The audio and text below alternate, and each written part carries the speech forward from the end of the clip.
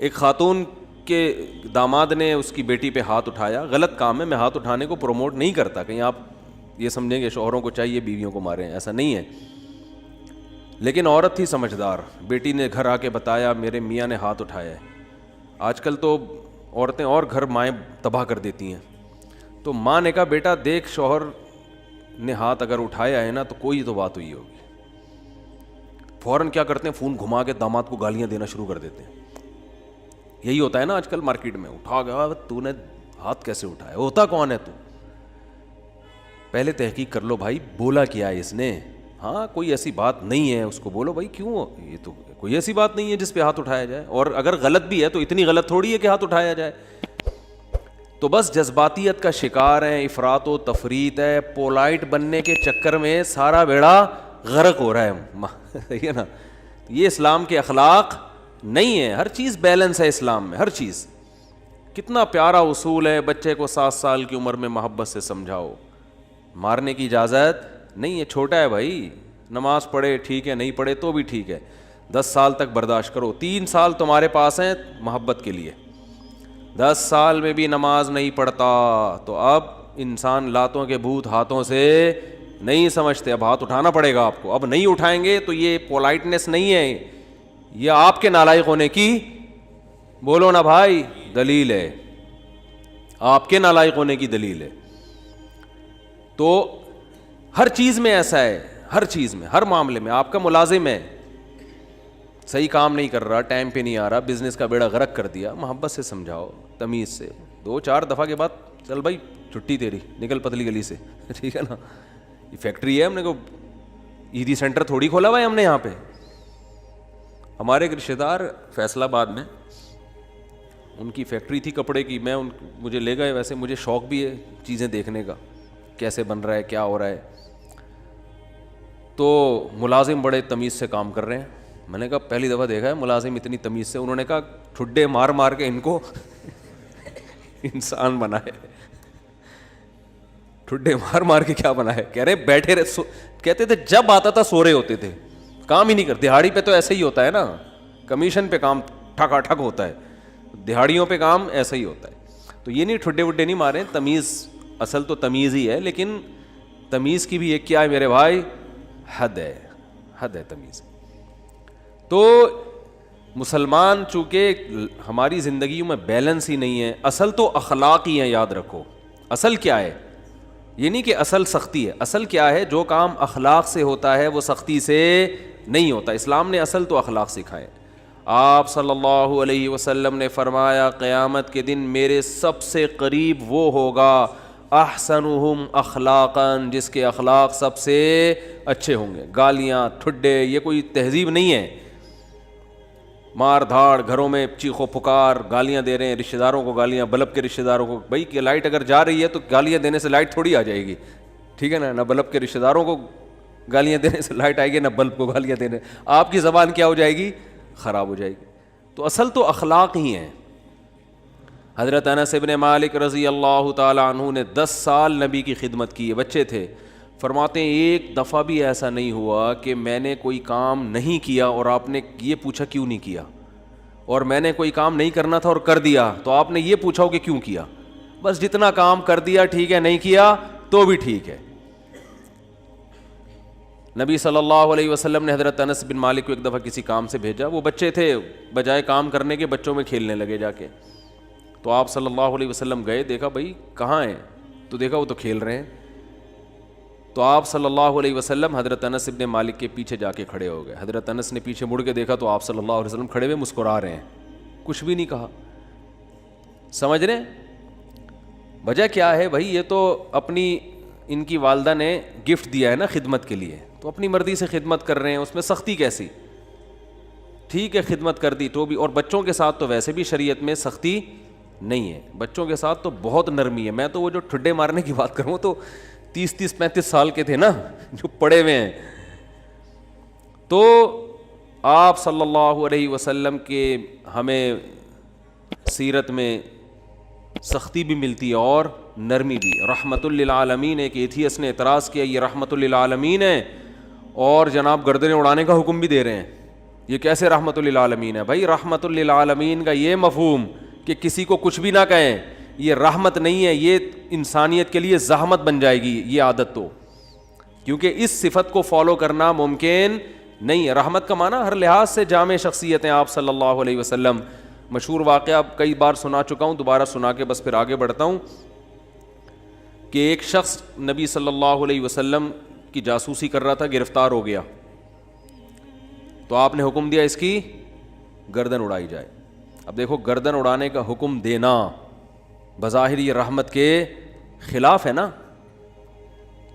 ہم کہتے ہیں نہیں بھائی گردن کیوں اڑائی جائے، اسلام تو بہت وسیع مذہب ہے، ٹھیک ہے نا، اللہ بہت غفور رحیم ہے۔ آپ صلی اللہ علیہ وسلم نے حکم کیا دیا؟ گردن، کیونکہ نہیں اڑائی تو یہ اپنے ساتھیوں کے ساتھ ناانصافی ہوگی، کل دوبارہ جاسوسی کرے گا۔ ہمارے ساتھ پہلے اپنے لوگ ہیں، لیکن اس نے اپنی 6 بیٹیوں کا واسطہ دیا کہ میری 6 بیٹیاں ہیں، میں 6 بیٹیوں کا باپ ہوں، آئندہ نہیں کروں گا۔ آپ صلی اللہ علیہ وسلم کو اس پہ ترس آیا اور آپ نے اس کو چھوڑنے کا حکم دے دیا۔ دوبارہ گرفتار ہو گیا، دوبارہ کمبخت جاسوسی کر رہا تھا، پھر اس نے اپنی 6 بیٹیوں کا واسطہ دیا، مجھے نہ مارے، میری 6 بیٹیاں ہیں۔ تو آپ نے کیا فرمایا؟ لا یلدغ المؤمن من جوہر مرتین، مسلمان ایک سوراخ سے 2 دفعہ نہیں ڈسا جاتا۔ حکم دیا اس کو مار دو، اس لیے کہ اس کی بیٹیوں کا خیال کریں یا اپنے ساتھیوں کا خیال کریں۔ کیسا بیلنس اس میں، اصل بتا دیا کہ اصل رحمت ہے۔ ایک روایت میں آتا ہے تخلقوا باخلاق اللہ، اللہ کی صفات اختیار کرو۔ اللہ کی صفت کیا ہے؟ جود و سخاوت ہے اس میں۔ اللہ کیا ہے؟ غیرت والا ہے، تو ہمیں بھی اپنے اندر کیا پیدا کرنی ہے؟ غیرت۔ تو اللہ کی صفت یہ ہے کہ قرآن حدیث میں آتا ہے کہ جب اللہ نے اس کائنات کو بنایا تو آئندہ کن اصولوں پہ یہ کائنات چلے گی، وہ اصول اللہ نے پہلے لکھ دیے۔ جب کوئی ملک وجود میں آتا ہے تو آئین پہلے بنتا ہے نا، کیا ہو گیا بھائی جان؟ آئین پہلے بنتا ہے، اس کے بعد اس آئین کے تحت قانون وضع ہوتے ہیں۔ تو اللہ نے سب سے پہلے جو چیز پیدا کی وہ قلم، حدیث میں یہ ہمیں سمجھانے کے لیے مثالیں دی گئی ہیں۔ اول ما خلق اللہ القلم، سب سے پہلی چیز جو اللہ نے پیدا کی وہ کیا ہے؟ قلم، کائنات کو بنانے کے بعد، تاکہ جو کائنات جن اصولوں پہ چلے گی نا، وہ اصول، وہ آئین پہلے سے طے ہو جائیں کہ اس آئین کے تحت چلے گی۔ اور اللہ نے سب سے پہلی چیز قلم بنا کے اسے حکم دیا لکھ، ٹھیک ہے نا؟ کیا حکم دیا؟ بولو نا، لکھ۔ تو پہلا اصول لکھا، سبقت رحمتی علی غضبی، میری رحمت میرے غصے پر غالب رہے گی۔ کیا پیاری بات اللہ نے ہم لوگوں کے لیے لکھ دی، جس کی وجہ سے آج ہم بچے ہوئے ہیں۔ یعنی جہاں غصے اور رحمت میں ٹکراؤ ہوگا تو رحمت کیا ہوگی؟ رحمت کا گراف ہمیشہ اوپر رہے گا۔ اللہ یہ بھی لکھ سکتے تھے کہ میرا جو غضب ہے وہ ہوگا ہی نہیں، میرا غضب ہوگا ہی نہیں، ہمیشہ کیا رہے گی؟ رحمت ہی رحمت کے اصول پہ چلے گی، غضب نہیں ہوگا۔ تو پھر لوگ پیغمبروں کی نہیں مانتے۔ قوم عاد، قوم سمود تباہ نہ ہوتی، قوم لوط تباہ نہ ہوتی، فرعون سمندر میں غرق نہ ہوتا پانی میں، اور آگ میں نہ جلتا، اور جہنم نہ ہوتی، تو اللہ نے یہ نہیں لکھا کہ میرا غضب ہوگا ہی نہیں، بلکہ اللہ نے لکھا کہ غضب بھی ہوگا، رحمت بھی۔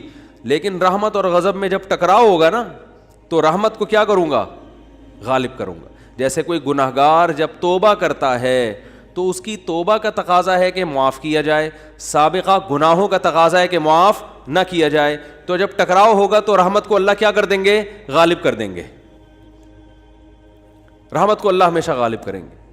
تو یہی نبی صلی اللہ علیہ وسلم کی بھی صفت کہ جب رحمت اور غضب میں ٹکراؤ ہوتا تو آپ صلی اللہ علیہ وسلم کی صفت رحمت کیا ہوتی؟ ہمیشہ غالب ہوتی۔ اس کی بہت ساری مثالیں ہیں۔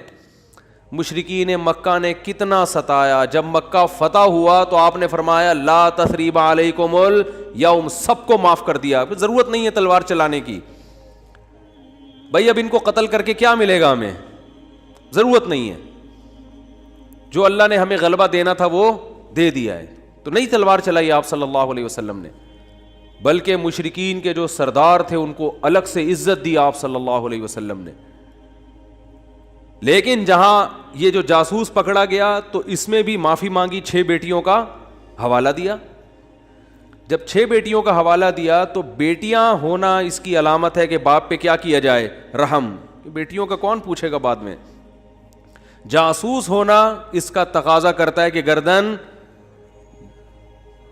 اڑائی جائے. تو یہاں بھی رحمت اور غضب کیا ہو رہے ہیں, بولو بھائی, ٹکرا رہے ہیں. اس لیے آپ صلی اللہ علیہ وسلم نے کیا حکم دیا, چھوڑ دو. بیٹیوں کا واسطہ دے رہا ہے. دوبارہ جب پکڑا گیا ہے تو اب بھی اگر چھوڑنے کا حکم دے دیا جاتا تو اس کا مطلب صفت غضب ہے ہی نہیں. اور یہ بہت خطرناک چیز ہے کہ آپ کے اندر غضب کی اور انتقام کی صفت ہی ختم ہو جائے, انتقام لیس ہو جائیں. اس کا مطلب آپ قوم کے لیڈر نہیں بن سکتے, آپ قوم کو گائیڈ نہیں کر سکتے, آپ قوم خود بھی ڈوبو گے, قوم کو بھی ڈبو دو گے, آپ برباد ہو جاؤ گے. تو میں یہ اتنی ڈیٹیل میں اس لیے بیان کر رہا ہوں کہ یہی چیز ہمیں بھی اپنانے کی ضرورت ہے. اصل پیار ہے, اصل محبت ہے, اصل رحمت ہے, اس کو غالب رکھنا ہے ہمیشہ. لیکن انتقام لیس بولو نہیں بن جانا, غضب لیس بولتے کیوں نہیں, کیا ہو گیا, نہیں بننا ہے.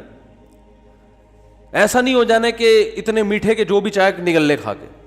تو یہ جو علماء پہ لوگ اعتراض کرتے ہیں وہ یوں نہیں کیا تو ان کو غصہ کیوں آ گیا, کھڑے کھڑے سنا کیوں دی, یہ تو بھائی آدمی ہے, روٹی کھائیں گے تو غصہ آئے گا. اور اگر اتنے میٹھے کے جو بھی جو مرضی کرتا رہے غصہ ہی نہ آئے تو ایسا نہیں ہوتا. پیغمبروں کو نہیں غصہ آیا. حضرت موسیٰ علیہ السلام کلیم اللہ, صحیح ہے نا, ان کا جلال کیا تھا, مشہور تھا, کلیم اللہ تھے. کیسا جلال کے واقعات ہیں. حدیث میں آتا ہے کہ موت کا فرشتہ حضرت موسیٰ علیہ السلام کے پاس آیا انسانی شکل میں. حضرت موسیٰ نے پوچھا کیسے آنا ہوا, ٹھیک ہے, کہا موت کا فرشتہ ہوں, آپ کی روح قبض کرنے آیا ہوں. حضرت موسیٰ نے ایک کھینچ کے تھپڑ لگا, اتنی زور سے مارا ان کی آنکھ نکل کے گر گئی نیچے. وہ اللہ کے پاس گئے, اللہ اپنے کس بندے کے پاس بھیجا ہے تو نے مجھے, ہے بھائی. پتہ نہیں حضرت موسیٰ کو غصہ کس بات پر آیا, اسٹائل ان کا ایسا ہوگا, ہے بھائی, یا کیا وجہ, وہ تو حضرت موسیٰ ہی جانتے ہیں. ظاہر ہے پیغمبروں کو ناحق غصہ نہیں آتا, لیکن اللہ بس ایک حضرت موسیٰ کی جو جلالی صفت ہے نا اس کا اظہار کرنا چاہتے تھے کہ دشمنوں کو کہ ان سے بچ کے رہو, ٹھیک ہے, انہوں فرشتے کے تھپڑ لگا دیا تو تھوڑا سا احتیاط رکھو ان سے. تو اصل کیا ہے میرے بھائی, اصل محبت ہے. یہ میں اس لیے بتا رہا ہوں کہ بعض لوگ الٹی کوالٹی ہوتی ہے ان کے اندر. اصل غصہ ہے, جب دیکھ لیں غصہ جاری نہیں ہو رہا تو پھر تمیز پہ آ جاتے ہیں وہ, ٹھیک ہے نا. شروع میں کیا کرتے ہیں, غصہ اور مار دھاڑ اور گالیاں یہاں سے شروع کرتے ہیں پہلے, یعنی آپشن یہ ہوتا ہے ان کا. اگر اس سے بندہ قابو میں نہیں آیا تو ان کو اندازہ ہو جاتا ہے یہ قابو میں آنے والا نہیں ہے, پھر وہ کس سے بات کرتے ہیں, تمیز سے بات کرتے ہیں. بالکل اس کی مثال ہے, ایک آدمی نے کسی کے چاقو رکھا, بولا تیری جیب میں جو کچھ ہے نکال دے, اس نے ٹیٹی نکال دی, ٹھیک ہے. اب یہ کہہ رہے تیری جیب میں جو کچھ ہے نکال دے, ٹھیک ہے. یعنی سامنے والا اگر آپ سے بھی بڑا فنٹر نکل آیا, آپ سے بھی بڑا فنٹر نکل آیا تو پھر آپ کہتے ہو بھائی یہاں تمیز, یا تمیز سے بات کے علاوہ آپ کے پاس کوئی آپشن نہیں, فوراً غصہ ٹھنڈا ہو جاتا ہے. تو یہ غلط ہے.